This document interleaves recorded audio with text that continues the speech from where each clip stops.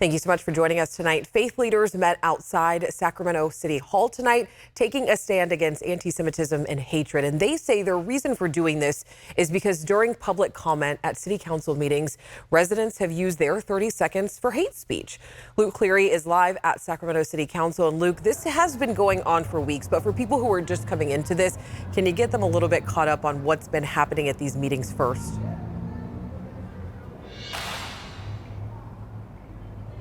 Yeah, absolutely, Alex. I mean, as you mentioned there in the open, over the last couple of weeks, we've seen a couple of men coming in, making anti-Semitic and racist remarks during their public comment portion here at City Hall. And tonight, City Council and the mayor took this issue head on right at the start of the meeting.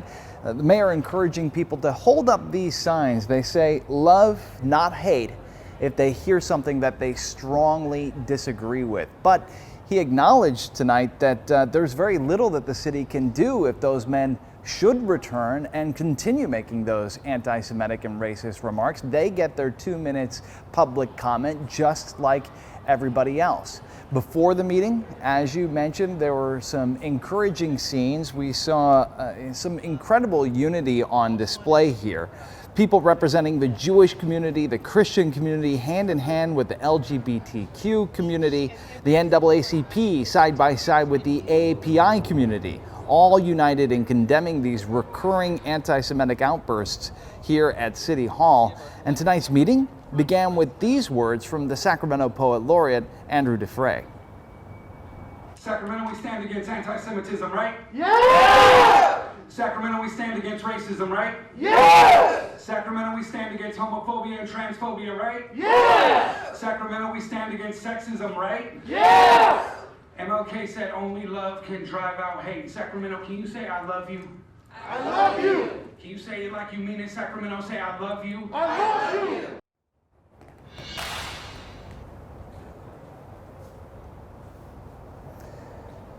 So some impassioned words there from the Sacramento Poet Laureate. We're continuing to monitor tonight's meeting here at City Hall. So far, no sign of those men, but we'll have more for you tonight at 11 on Late News Tonight. For now, back to you, Alex.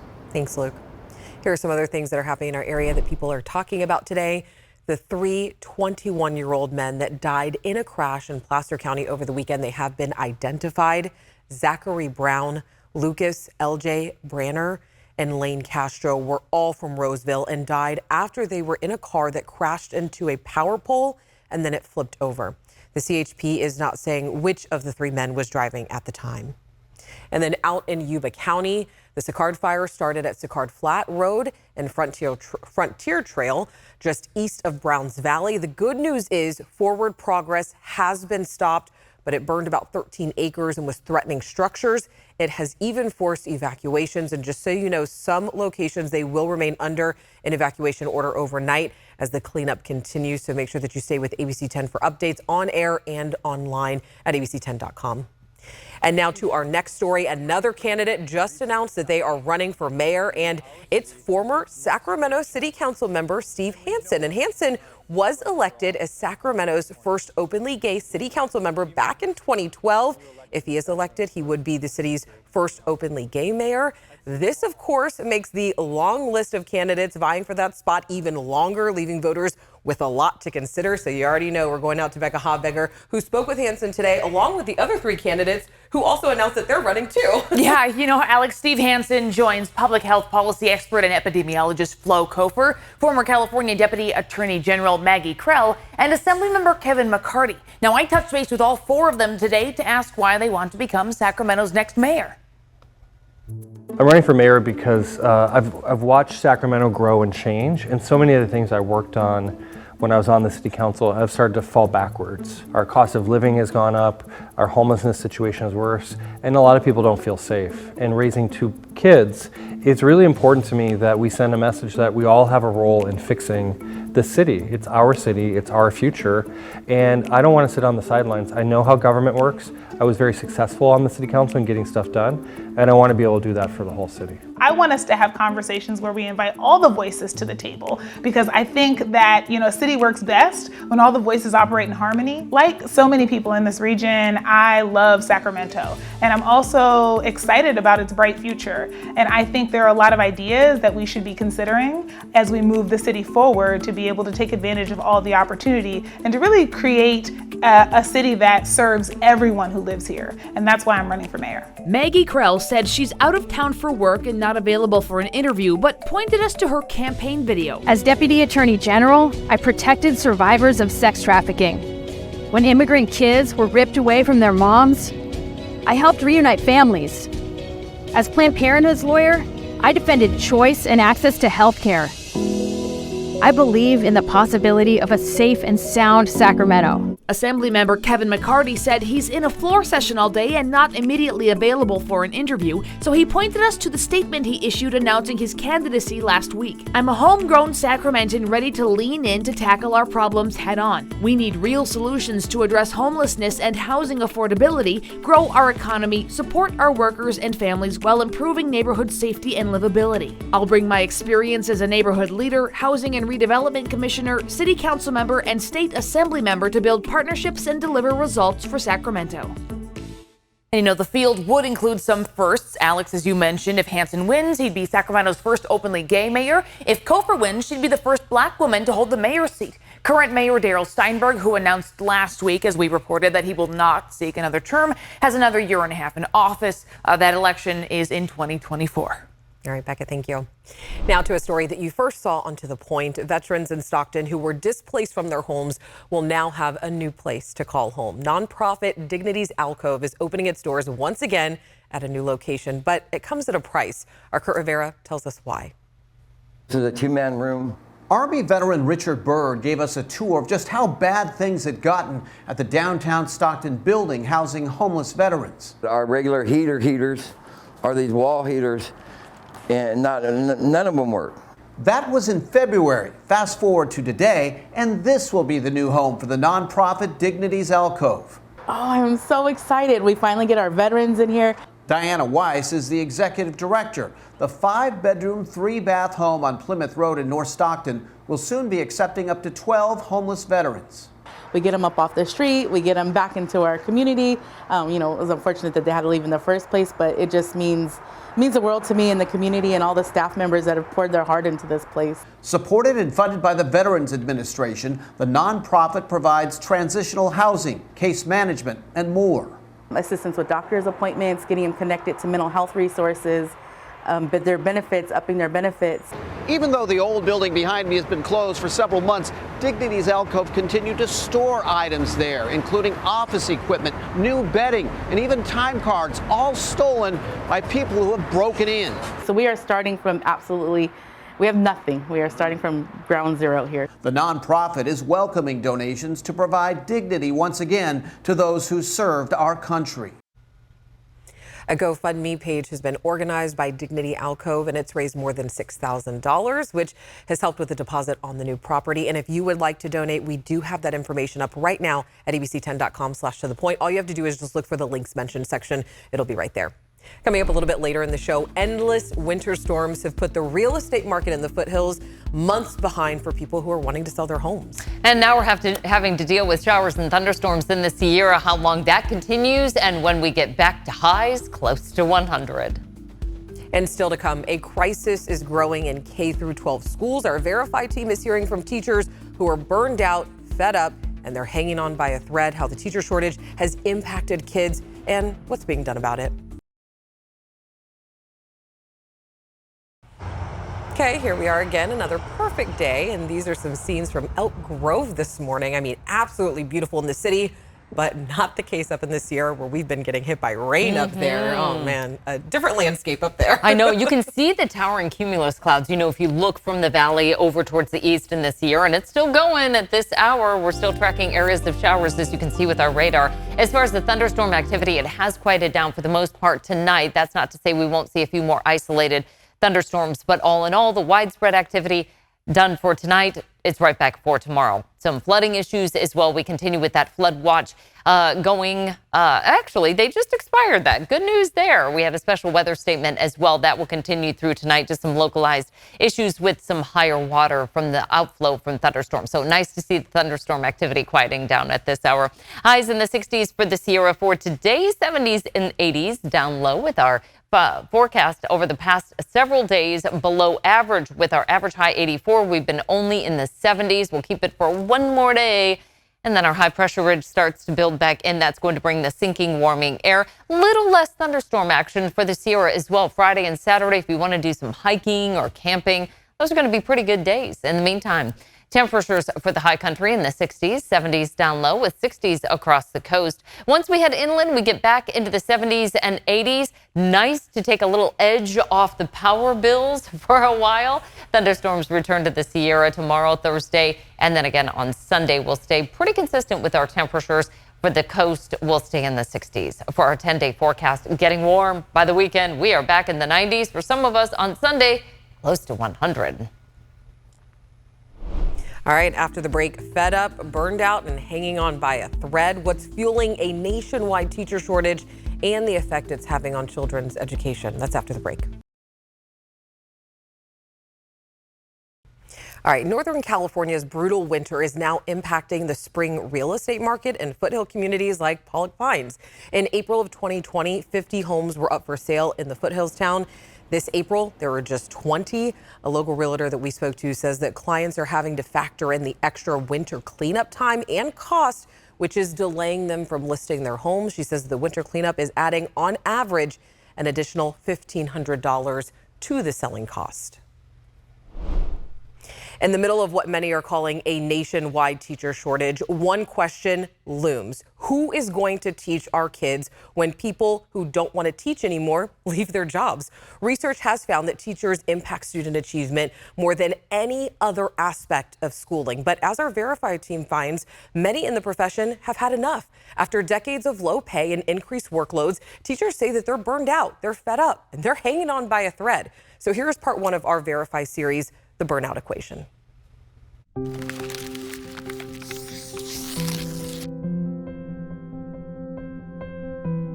I don't know if I can do this.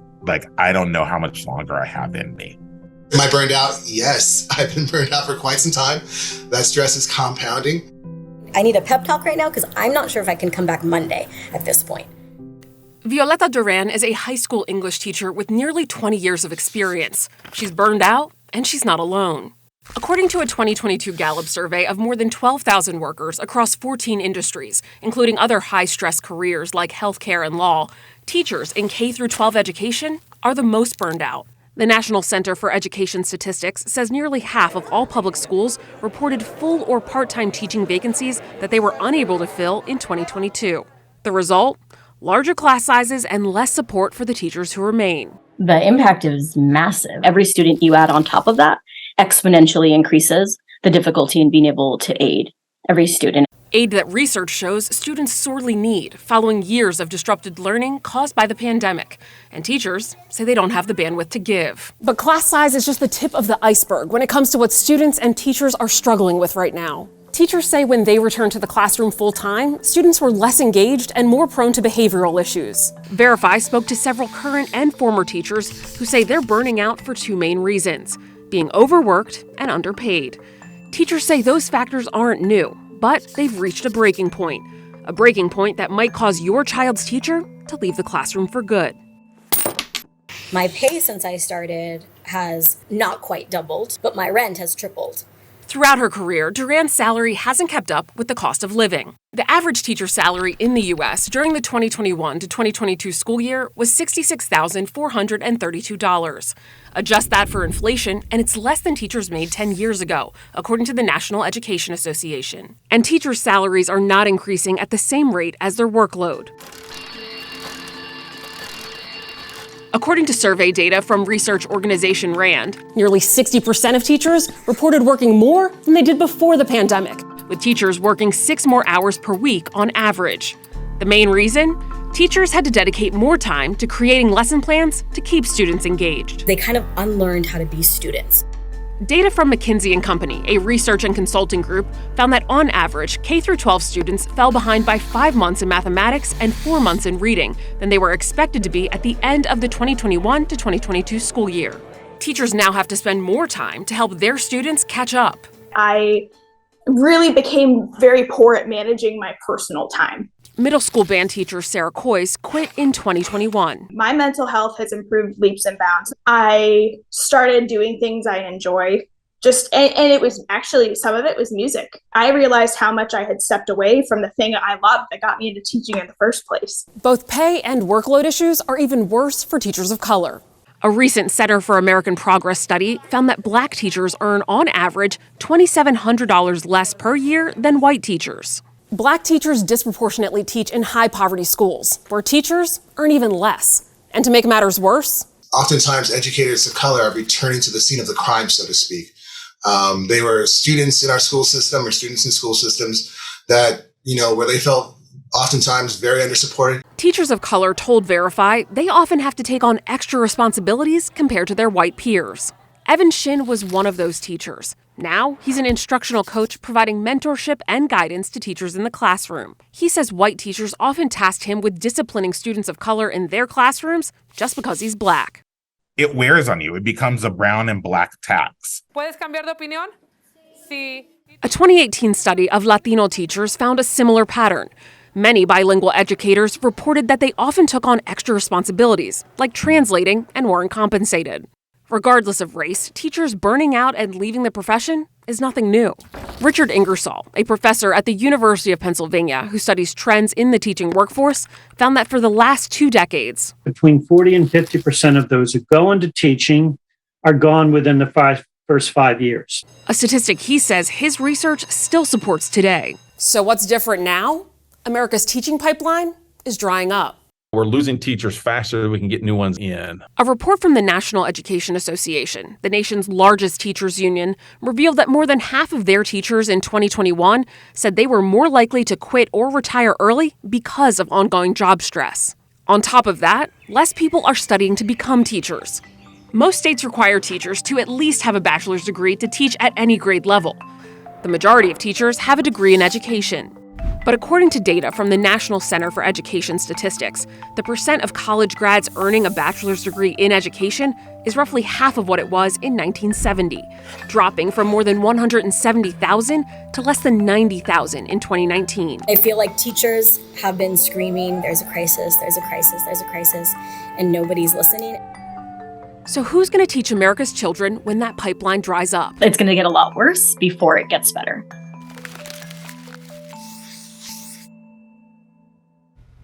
Now, tomorrow, the Verify team shows us what's being done to get more people into the teaching profession. So we'll take a look at what federal and state governments are doing. And let's just say that not all teachers are on board with the changes. We are just putting people in classrooms that are not credentialed or who are not ready to be in the classroom. But because of the fact that we're looking for a warm body, we are saying like, oh, okay, well, good enough. One major university is even giving students a full ride to school if they commit to becoming a teacher in their state. Watch the Burnout Equation tomorrow at 6:30 right here on To The Point. State Farm says that they are done with home insurance in California because of costs associated with wildfire. So we're looking for your questions to get you answers after the break.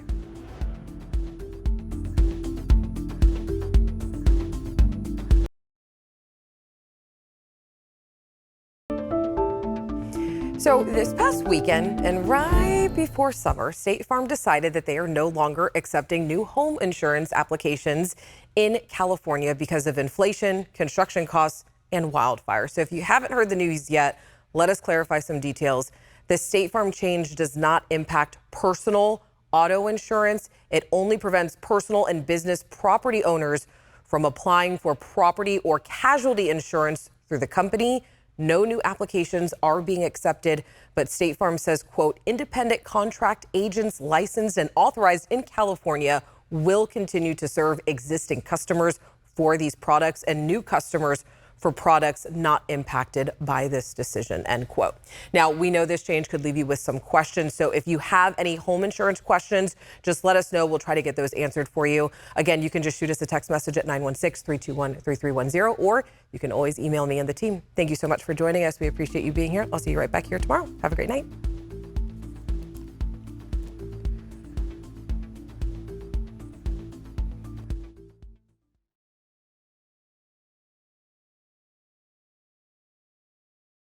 Hey, it's Alex. Just wanted to say thank you so much for watching. I really love hearing from everyone, and I hope that you'll stay in touch. Reach out to me on Facebook at AlexBellTV, or you can email me at tothepoint@abc10.com, or you can even send me a text message at 916-321-3310.